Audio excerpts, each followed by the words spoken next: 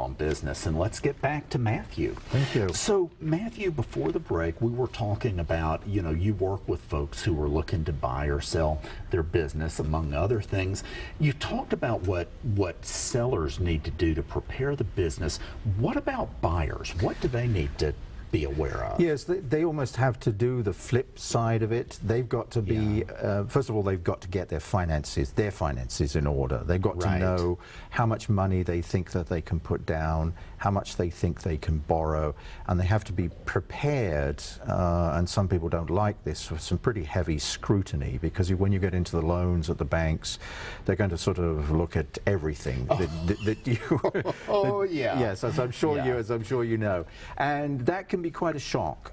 So some people who've been, not used to that, somebody coming in and saying, I need to see your tax returns, I need to see this, I need to see that, it's quite difficult to get over. But you really can't these days with financial disclosure rules. You have to show all these things. So if you've got all that documentation together and you've got that understanding that you're going to have to show it, and you know how much money, then you can sort of begin to structure what sort of business plan you can go after. I mean, that is also obviously in tandem with what sort of business you want to do. Do you want something that's fully service, like a retail, or do you want something that's in food?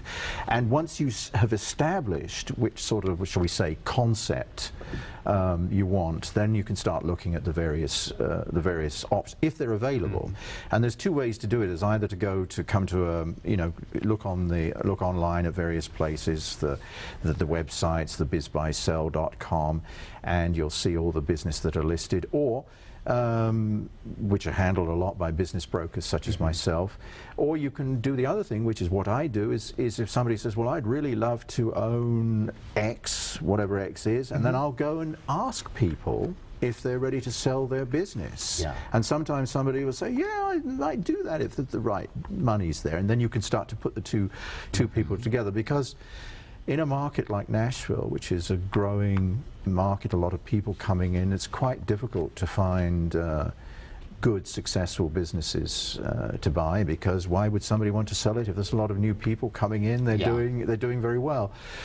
So sometimes you have to be a little bit more creative about it. And also, when you are looking, you have to be more open-minded. If you said, oh, I must have a car auto repair, you may say, well, actually, that's not possible. The market's too saturated, or you live, there's not enough people where you live. Maybe you should look at something else similar to that, maybe auto parts, or repair, or something else that's similar. So you broaden your range, because often running a business that you're buying, there's a lot of similarities between one business and another. Maybe the underlying concept is different, but you're still dealing with customers, you're dealing with marketing, you're dealing with that. And if you have those skills, you can apply them elsewhere for a slightly different concept, if you want.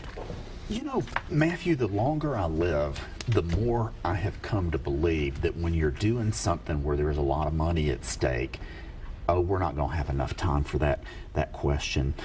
In 40 seconds, how do you find a business broker that's the right one for you to work with?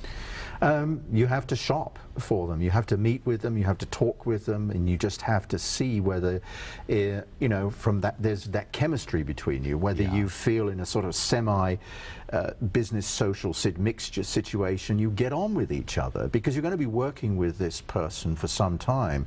And if you're going to have disagreements, but if you don't sort of like each other, I mean, it sounds pretty dumb, but it's actually very important. If you don't sort of like that person from the beginning, it ain't going to work, and you really have to sort of Okay, well, Matthew, thanks so much for being here. Pete, and ladies and gentlemen, we're through this week. We'll see you next week.